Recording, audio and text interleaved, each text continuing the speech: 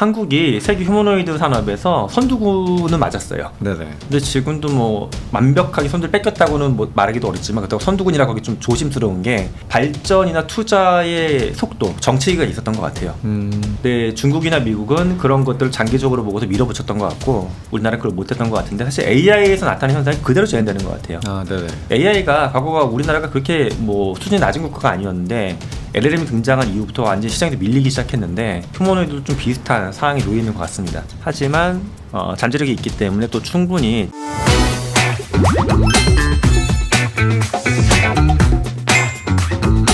아무래도 이 휴머노이드 하면은 오늘날 글로벌적으로 제일 주목받는 기업 뭐 테슬라, 엔비디아 이렇게 좀 많이 꼽히는 것 같아요. 이 두 기업들의 이 로보틱스나 AI 기술을 교수님은 어떻게 보고 계신가요? 뭐 세계 탑이 이렇게 세계 넘버원이 완성품 기준을 어디냐를 논하기 좀 어려운 것 같아요. 근데 거기서 이제 흔히 완성품 그룹 중에 넘버원 들어갈 수 있는 건 뭐 중국의 유니트리, 유비테크, 미국으로 보게 되면 뭐 테슬라나 에즐리티나 뭐 보스턴 다이나믹스 한 5개 그룹 중에서 좀 넘버원이 있는 것 같아요. 완성품 측면에서는. 근데 이제 여기서 엔비디아를 놓고 보게 되면 엔비디아는 완성품 휴머노이드 스스로 만드는 기업은 아니죠. 우리가 익히 알듯이 이제 AI나 그런 데 들어가는 반도체나 어떤 카드 같은 플랫폼을 만드는 기업인데 엔비디아는 이 씬에서 이제 흥미로운 건 사실은 반도체도 물론 하겠지만은 플러스 해가지고 휴머노이드를 학습시키거나 그 연산작용을 도와주기 위한 플랫폼들을 굉장히 흥미로운 것들을 던지고 있어요 시장에. 뭐 원래부터 아예 없던 건 아니지만 올해 이제 크게 다시 폼매팅을 다시 했다고 해야 되나 하여튼 그래갖고 보여준 게 뭐 연초에 던진 건 코스모스라고 하는 플랫폼 이제 CES에서 댄스를 강조했던 게 있고 또 한 2달 전에 던졌던 거는 아이작 그루트라고 하는 학습 플랫폼을 던졌는데 두 가지를 보면 되게 흥미로운 게 휴머노이드가 민간 영역에 들어와서 굉장히 어려운 것 중에 하나가 AI는 저도 그렇지만 챗봇을 사람들이 많이 쓰니까 이걸 바탕으로 학습을 계속 하거든요. 근데 휴머노이드 이슈가 현실을 사람들한테 던져주고 쓰라고 하기 좀 어려워요. 사건 사고가 안 나타날 수가 없고 비용도 비싸니까.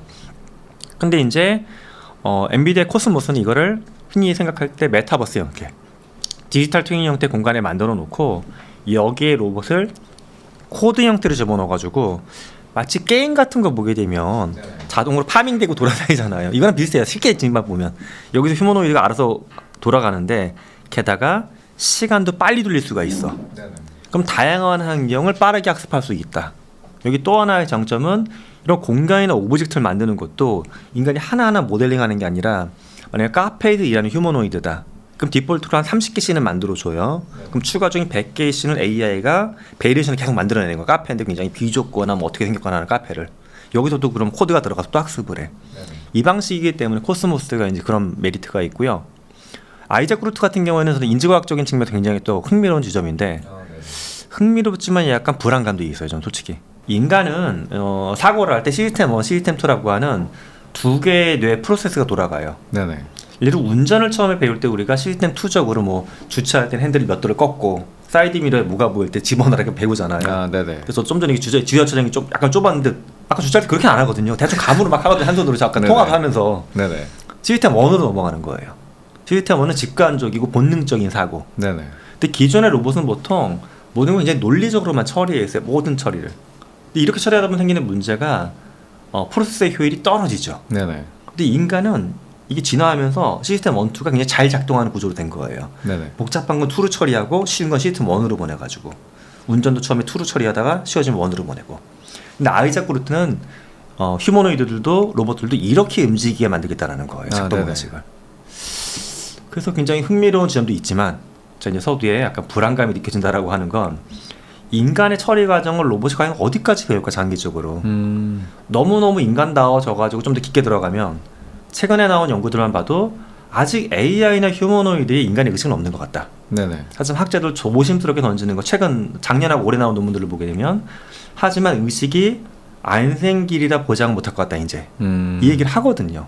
근데 그 측면에서 또 인간의 사고 구조를 이렇게 모방해서 만드는 게 효율성은 올라가지만 저는 AI나 로봇들이 의식 갖는 거에 대해서는 조금 아직은 너무 급하다고 보기 때문에 네네. 좀 그런 거에서 불안감도 느낀다라고 말씀드린 겁니다. 약간 영화 속에서 보던 일들이 현실로 조금씩 다가오는 것 같은 그런 느낌이네요. 네네, 그렇습니다. 네. 말씀 주셨던 그 엔비디아 플랫폼 관련해서 또 일각에서는 이게 아무래도 시뮬레이션을 통해서 만들어낸 어떤 합성 데이터의 훈련 결과니까 좀 무결성이 없는 거 아니냐, 그 어떤 결함이 있는 거 아니냐, 그런 부분에 대한 우려도 있는 것 같은데, 특히 테슬라 같은 경우에는 자동차에서 네. 온 데이터이긴 하지만 네. 데이터가 다 무결성 데이터인데 그렇죠, 그렇죠. 좀 이거에 대해서 엔비디아가 밀리는 거 아니냐 뭐 이런 이야기들도 좀 있는 것 같아요.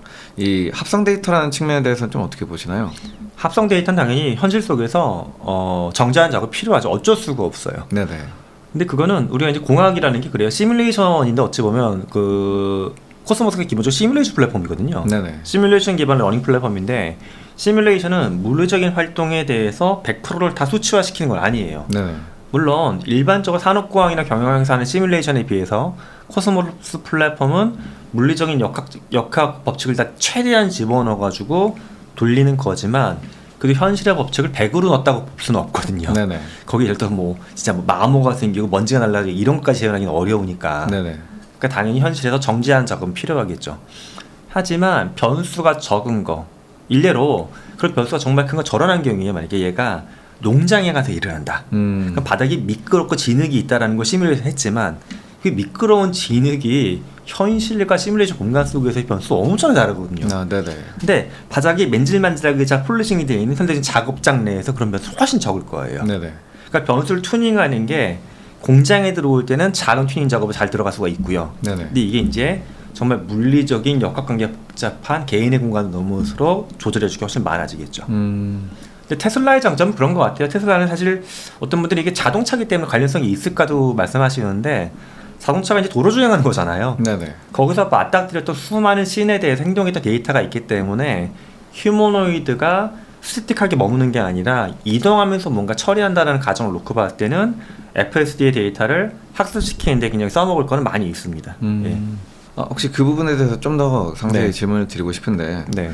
직관적으로 뭐 자동차 주행 데이터랑 네. 공장에서 일하는 로봇의 어떤 비전 AI가 네. 어떻게 연결되는 거지에 대해서 좀 확실히 이해가 어려운 부분도 있는 것 같아요. 이게 조금 더 구체적으로 부연해 주실 수 있으면 좋을 것 같은데 어떨까요? 제가 최근에 만났던 기업인 중에 그러니까 진보적으로 이제 고민하고 연구하는 분들은 건축업의 그런 분들 좀 만나요. 건축업, 토목업 하시는 분들은 왜냐면 요즘에 지속 가능 경영이나 ESG 때문에 건설 노동자들의 안전에 대한 거 챙겨주는 분도 있지만 어떤 분들은 진짜 본질적으로 내가 이 업을 몇십 년 하고 있는데 직원들 다치고 죽는 거가 너무 마음이 아프고 스트레스가 너무 심하대요. 네네. 또 얼마 전에 어떤 분이 물어봤어요. 정말 교수님 작업장에 그럼 건설 현장에 휴머노이드가 들어오는 시기가 언제쯤 되겠느냐. 근데 아직까지 제가 봤던 케이스 중에도 건설 현장에 대해서 휴머노이드 테스트하는 굉장히 드물었어요. 아, 네네. 근데 저는 오히려 테슬라의 이 데이터가 자동차 제조 공장에 쓰일 수 있는 건 적다고 봐요. 아, 네네. 하지만 그 도로라는 상황을 보게 되면 사람이 갑자기 튀어나오기도 하고 뭐 돌발적으로 떨어지기도 하고 도로가 울퉁불퉁하기도 하잖아요. 여기서 대응했던 데이터는 어찌 보게 되면 그런 건설업이나 토목처럼 사람도 왔다 갔다 하고 뭐가 튀어나오기도 하고 이런 공간에서는 좀 써먹을 수 있는 게 많이 있다. 물론 그것만큼 그대로 되는 건 아니겠죠. 하지만 뭔가 데이터를 쌓아 올린다는 학습의 층위로 봤을 때 기반 데이터를 건설업에 넣기에는 저는 이 데이터는 굉장히 의미가 있다고 생각을 해요. 그렇게 그러니까 물리적인 작업 환경에서 쓸 수 있는 데이터로서는 의미가 있다. 오픈된 공간에서. 근데 현대적인 뭐 공장, 물류센터 이것보다는 약간 야외 작업장들 데이터 의미가 있다고 봐요 저는. 예. 오히려 확실히 공개된 공간에서의 좀 돌발 변수, 돌발적인 변수를 처리한 거니까요. 이런 거에 대한 대처 능력이 좋을 수 있다. 네. 이 테슬라 이야기가 나온 김에 앞서 좀 말씀해 주셨던 것처럼 일론 머스크가 이 옵티머스 생산량에 대해서 굉장히 높은 목표를 가지고 있잖아요. 네. 향후 5년 내로 연간 생산량 100만 대를 달성할 거다 이런 이야기도 최근에 했었는데 좀 이런 타임라인에 대해서는 어떻게 보고 계신가요? 뭐 가능성이 저는 그 절반 이상 있다고 봐요. 네. 왜냐하면 수요라는 측면에서 보게 되면 우리가 5년이 굉장히 짧은 시간도 같지만 GPT가 나왔던 게 2022년 연말이니까 지금 아직 3년에서 4년 사이잖아요. 네네. 그러면 그 시간 동안 이 정도 발전한 걸 보게 되면 휴머노이드가 지금도 보게 되면 뭐 만화 속의 캐릭터는 아니에요 이제 더 이상. 네네. 뭐 장난감도 아니고. 그러면 5년 뒤에 꽤 높은 성능을 좀 보일 거라고 보고 있어요.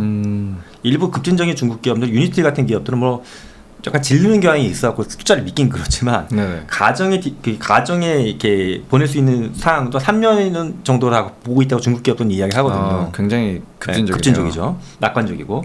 아니 그걸 놓고 봤을 때 그럼 5년 뒤에 100만 대 정도의 시장 수요가 있을 거냐? 물론 이제 전 세계 휴머노이드가 여러 개니까 곱하기를 해봐야 되는데 곱하기 만약에 2, 30만 해도 100만 대 곱하기 2, 30 해봤자 몇 천만 대거든요. 네네. 그럼 그들의 그 정도 기술 발전이 맞다라고 하게 되면 몇 천만 대 시장 수요는 충분히 나올 거라고 봐요. 그러면 이거 기술적으로는 가능하다. 다만 이제 저건 있겠죠.